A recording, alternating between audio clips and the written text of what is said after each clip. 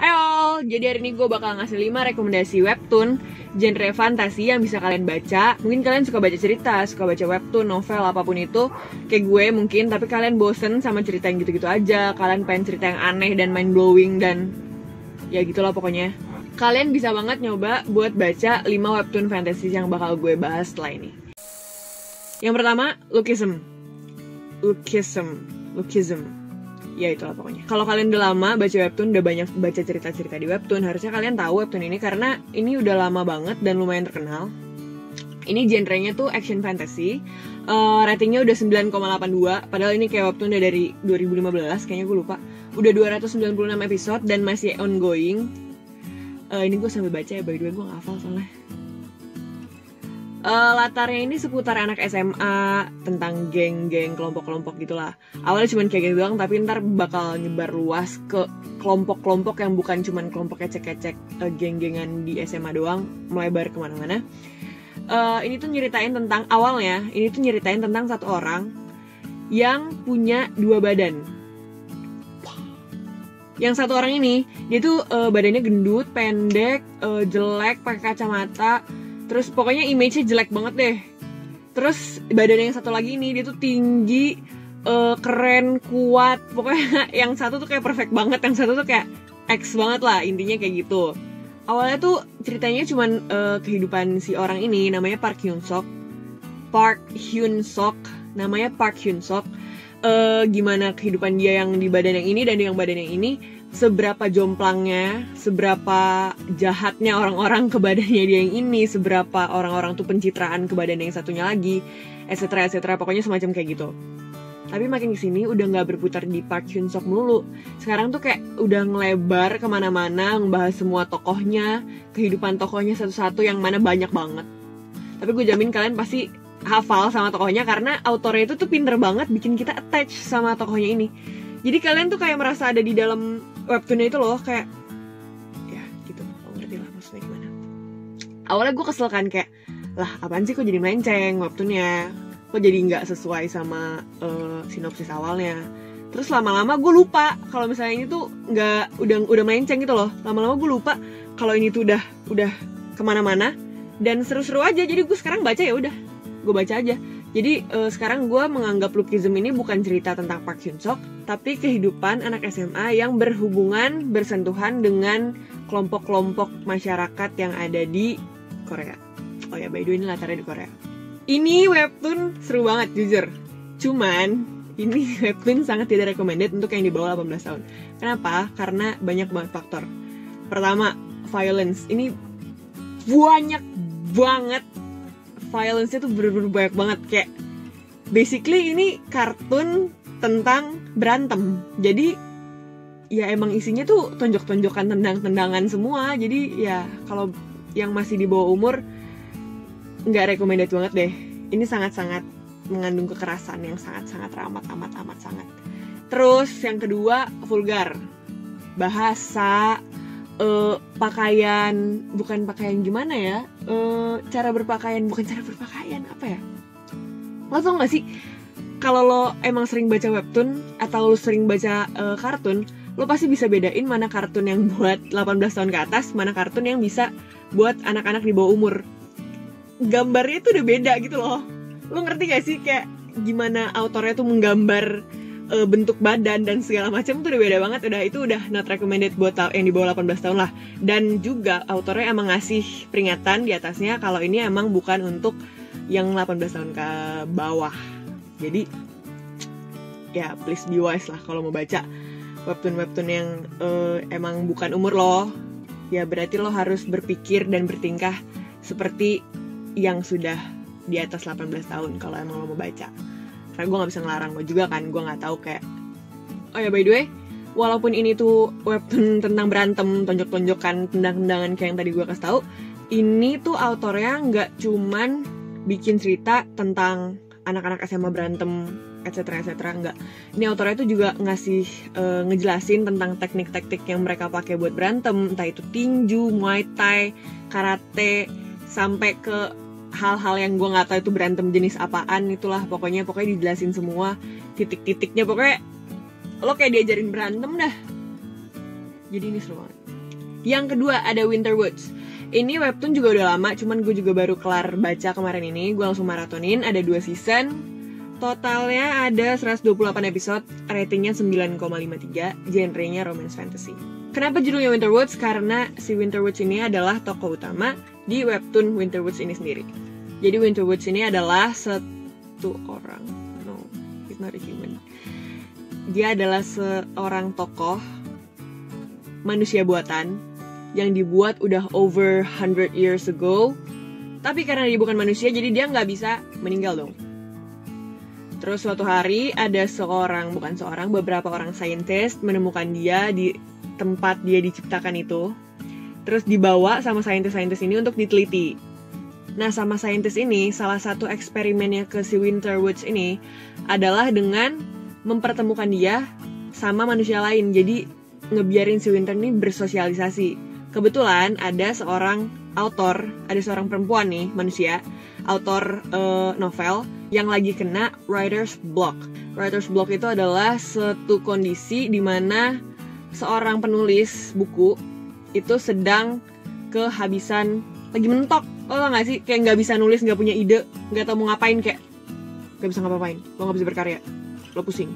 Nah, si penulis yang lagi mentok ini ketemu sama Winter, yang sangat aneh kan, karena dia bukan manusia, of course. Jadi si penulis ini punya ide tulisan dong tentang si Winter ini. Gimana cara ketemunya? Ya lo baca aja sendiri kalau gue ceritain semua, ini bukan rekomendasi, nanti jadi gue cerita. Nah, terus si Winter ini kan goblok banget dong, karena dia kan bukan manusia, dia tuh gak tahu gimana cara bertingkah sebagai manusia, karena dia gak punya perasaan. Disitulah peran si manusia ini, si penulis ini, untuk ngajarin si Winter how to be human. Something like that. Pokoknya mereka intinya tinggal bareng. Ya lo bayangin aja seorang manusia buatan dan seorang manusia yang lagi kehabisan cerita untuk tulisannya ketemu dan tinggal bareng, jadinya gimana? Lo pasti gak kepikiran kan ya? Makanya itu seru. Ini latarnya di Eropa dan seru banget karena ini tuh nyampurin fantasy, sci-fi, and romance. Ini sangat-sangat scientific, sangat-sangat gemoy, dan sangat-sangat seru. Intinya ini seru, beneran ini seru. Jadi ini sangat direkomendasikan untuk lo yang mau baca cerita romance atau mau lagi butuh cerita romantis, tapi lo bosen sama cerita yang gitu-gitu aja, yang menye-menye, yang ya like that. Lo bisa banget baca cerita ini karena ini sangat tidak biasa. Next, Mystic. Mystic ini yang nulis, autornya itu sama-sama penulis yang Winter Woods itu. Cuman Winter Woods itu ditulis sama 2 orang, kalau Mystic ini cuma salah satu autornya aja. Tapi Mystic ini baru 16 episode dan ratingnya 9,88. Ini genrenya juga romance fantasy. Latarnya di Korea. Kayaknya.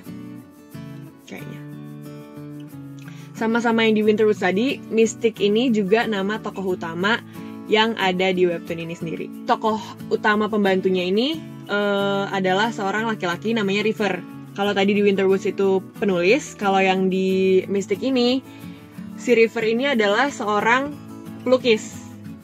Nah, gimana si River sama Mystic ini ketemu? Mystic sama River ini tuh ketemu pas River itu udah umur 18 tahun, terus dia bilang sama orang yang ngurusin dia, oh ya FYI, River ini adalah yatim piatu, jadi dia diurusin sama orang lain yang bukan keluarganya. Dia ngomong sama orang yang ngurusin dia ini, kalau dia mau keluar dari rumah, tapi karena orang ini nggak bolehin, takut Rivernya kenapa-napa kan, baru 18 tahun mungkin dipikirnya. Jadi si orang ini minta River buat tinggal di suatu rumah punya keluarganya si dia ini, si orang yang ngurusin River dari kecil. Di rumah itulah si River sama Mystic ini ketemu. Gimana caranya? Silahkan dibaca sendiri. Si Mystic ini adalah seorang makhluk. I don't know, mungkin autornya terinspirasi dari Putri Duyung ya, kali. Karena dia sangat-sangat based on water, kayak Putri Duyung lah intinya. Tapi enggak kok, Mystic ini bukan Putri Duyungan, cuman menyerupai Putri Duyung aja. Oh ya, sama-sama yang di Winter Woods tadi, Mystic ini juga bego banget. Goblok banget, karena dia tuh bukan manusia. Dan udah bukan manusia, dia juga lupa ingatan. Jadi dia tuh gak ngerti gimana cara dia harus berlaku gitu loh. Kayak, ya lo bayangin aja lah udah bukan manusia, terus dia lupa ingatan. Gobloknya kayak gimana. Next, 10 cara merawat naga. 10 cara merawat naga ini webtoon drama fantasy, tapi bukan romance. Ini tentang ngerawat anak, basically. Tapi anaknya naga. Ratingnya 9,73, ada 40 episode, udah habis, baru tanggal 19 Juli ini habis. Latarnya di Korea. Ini webtoon tentang naga. Jadi ada satu naga baru lahir, dia ini dititipin ke seorang manusia, yang mana manusianya tuh masih anak kuliahan. Jadi kayak lo bayangin aja anak kosan lagi kayak tenang-tenang hidupnya, tiba-tiba jeng dapat paket. Pas dibuka paketnya anak, dan ternyata itu bukan anak manusia, itu adalah anak naga. Yaudah sih, sebenarnya ceritanya gitu doang, cuman tentang si anak kosan ini ngurus naga. Jadi dia tiba-tiba jadi seorang ibu dari satu naga. Tapi ini seru banget. Cuman emang ini fantasinya tingkat tinggi banget sih. Kalau yang tadi itu fantasi juga, cuman masih kemanusiaan ya. Kalau misalnya ini tuh bener-bener kayak ada satu dunia naga. Jadi kayak next ada Rainbow Bridge. Rainbow Bridge ini adalah suatu webtoon drama fantasy. Ratingnya 9,87. Latarnya di Indonesia. Ini autor Indonesia. Shout out, ini udah 30 episode dan masih ongoing. Ini adalah satu webtoon yang sangat-sangat hewani. Hewan banget. Pokoknya kalau buat lo yang pencinta hewan, ini harusnya sih lo suka, harusnya. Ini bukan webtoon panjang yang punya rangkaian cerita dari awal, konflik, penyelesaian, nggak gitu. Ini tuh modelnya webtoon ringan yang nyeritain, satu episode tuh nyeritain satu cerita. Atau misalnya 2 episode nyeritain satu cerita, atau 3 episode nyeritain tentang satu cerita. Jadi ini kayak kumpulan cerita-cerita pendek. Cuman ada satu tokoh di sini, dia tuh dokter hewan.